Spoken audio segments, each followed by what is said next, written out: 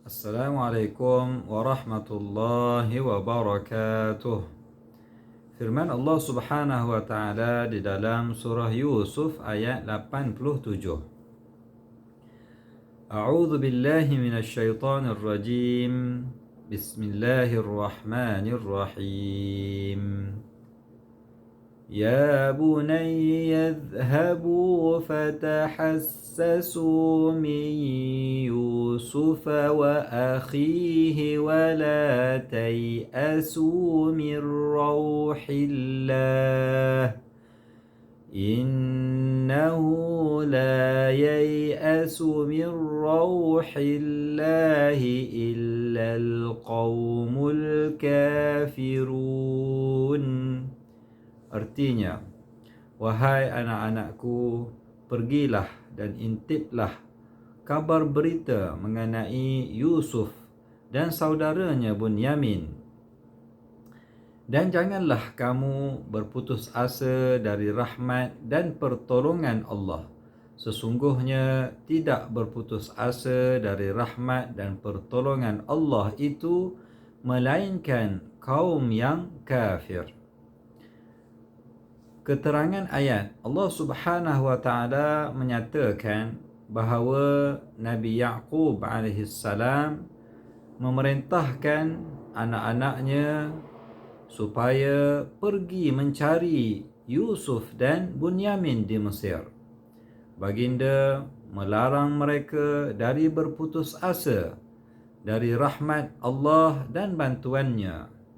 Mereka tidak patut untuk berputus asa. Mereka perlu untuk berusaha mencari Nabi Yusuf dan Bunyamin. Baginda juga menyatakan bahawa orang yang berputus asa dari rahmat Allah adalah orang-orang yang kufur. Orang yang beriman tidak berputus asa dari rahmat Allah Subhanahu wa taala. Antara petunjuk ayat yang pertamanya, kita perlu terus berusaha untuk berjaya. Kejayaan tidak akan dicapai dengan kita bergoyang kaki. Dan yang keduanya, kita perlu berharap dan berserah kepada Allah Subhanahu wa taala, dan kita tidak patut jemu dan berputus asa dari rahmat Allah Subhanahu wa taala. Dan yang ketiganya, kita perlu menjauhi sifat orang yang kufur kepada Allah Subhanahu wa taala. Kita perlu menjadi orang yang beriman dan yakin kepada Allah Subhanahu wa taala. Kaedah beramal yang pertamanya, hendaklah kita terus berusaha dan bekerja untuk berjaya. Jangan kita malas untuk berusaha. Dan yang keduanya, hendaklah kita tidak berputus asa dari rahmat Allah Subhanahu wa taala. Hendaklah kita terus berharap dan berserah diri kepada Allah Subhanahu wa taala.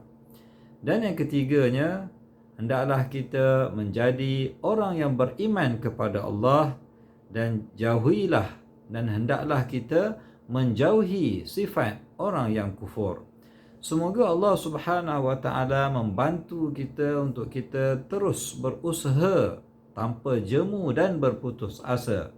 Dan semoga Allah taala menjauhkan kita dari sifat orang yang kufur. Amin.